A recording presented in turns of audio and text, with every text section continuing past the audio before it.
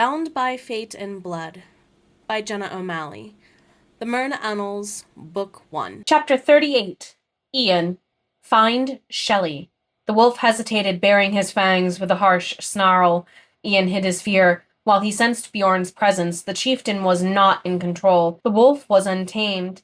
Its gaze dared Ian to continue. I am looking for Shelley, with or without you. The wolf's expression wavered. With a snort, it bolted across the field from where Rochelle's voice last echoed. Ian chased it with the distance between them, and without picking up another weapon. He risked attack, and would have to deal with any hunters on his own, but he could not risk being an enemy to this hound. Arya's warning was to avoid becoming a meal. While Ian experienced Hotami and Lee's tigers at a distance, the Lycan Kufim's wolf was more unreliable. Ian did not know if those rules applied to Bjorn, or if any rules applied to Bjorn. Racing along the forest floor made Ian trip from his distracted wandering mentally, and he cursed when he landed on his shoulder after a bounce or two. Scrambling to his feet as best he could, he took off again with the wolf, but moving at a slower pace. Ian registered the wolf's decreased stamina since the magical casting seemed to wear off. He stumbled and collapsed for air on his hands and feet soon enough. The wolf stopped and faced him, impatiently snarling a threat to move or be left behind. A pair of shadows flashed into formation at Ian's side. Hurry and drink, Frey barked.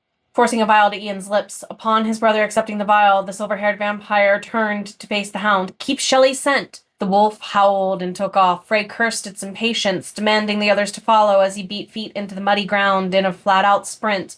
Bovary pulled Ian to give chase, not allowing time for the potion to take effect. We cannot lose them, let's go. I would like to have had a warning about all this running we do before we left England. The potion left a sour taste in Ian's mouth, and the way his face contorted in response made Bovary laugh into his stomach. Frey glared back at them. Stop giving away our position.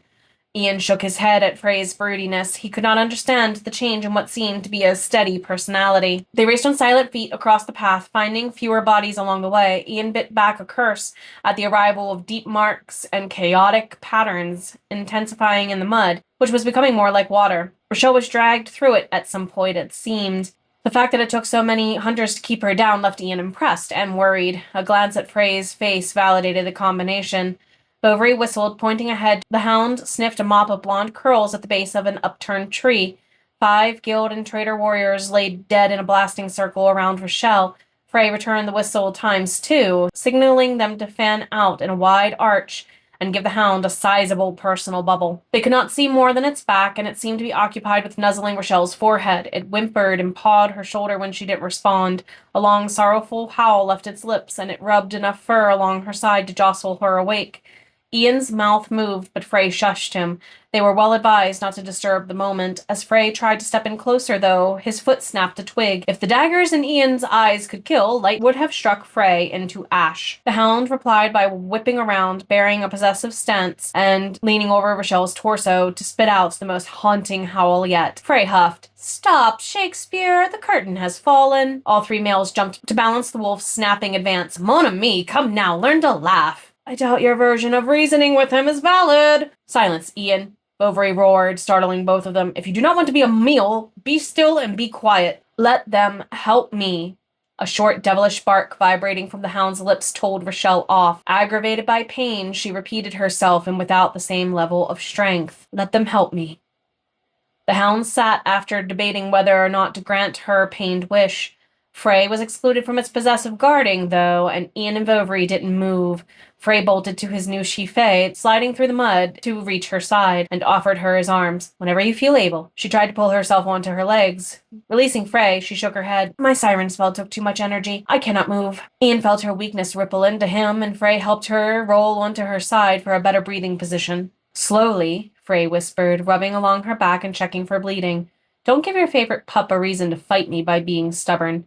I will kill you right here and now, she complained. And exactly how will your fancy behind be returned safely, sister? Frey's demeanor rejected her empty threat, but he took the hint to back off and be patient, it seemed. Sister? Ian glanced at Bovary, confusion lacing the whisper. They are both Uran Shifera's turnlings, along with Malice. They were the first of hers to become bloodbound centuries ago, like we are. Ian nodded, understanding. They all belonged to an extended connection from one bloodbound group of siblings to the next. Ian would ask for clarification on the hows of it later, since Shakespeare proceeded to lay down and Frey waved them over. Tenderly mindful, they eased Rochelle into Frey's lap. What happened? They dragged me away and pushed Abraxas. She scrutinized the wolf and him back toward Sancta Terra.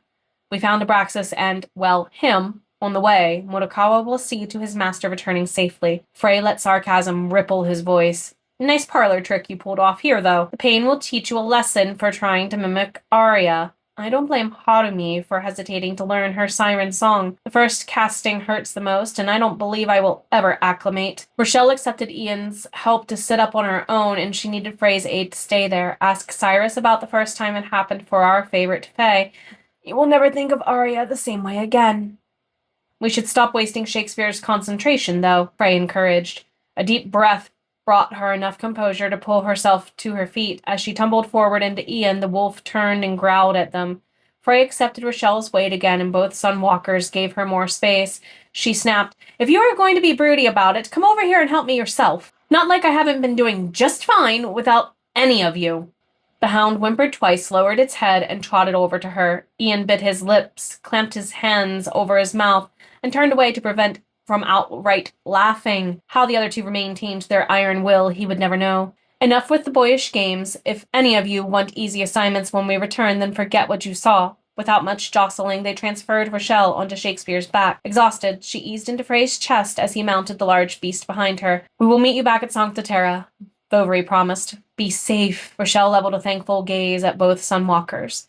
"I refuse to have two females I love and adore worrying about you both." Frey patted the wolf's ears affectionately. "Take her home, Shakespeare." Bovary and Ian watched their backs trace up the trail, and Ian rubbed the back of his head in frustration. "Of course, Frey takes the effortless way home and leaves us to walk." "Would you rather run?" Bovary grinned. "Of course you would ask, smartass." Another chuckle left the dragonkin, and he thumped the human strongly on the back as they went down the path. "I've been called far more original things in the past. Sometimes in Spanish, perhaps. While being bloodbound allows you to sense my emotions better, brother, do not assume that you know what thoughts come with them. That reminds me, how can we feel Rochelle's pain if I am not bonded to her?" Bovary replied, "Through her connection with Frey. Notice how the pain was sharp but brief. Frey feels her pain deeper, as they drank from one another for decades, if not centuries. Until you experience our pain through a stronger blood bond, an easy example cannot be given between the differences from one to another. Then where does the word turnling come from? It was a term of intimate adoration between lovers, or so the stories say, but the meaning has changed. Progenitors use it now to refer to those they have turned as if they are children." Bovary shrugged at Ian's obvious confusion. "I do not question why language changes over time. I just enjoy using it to share thoughts with others who care to listen."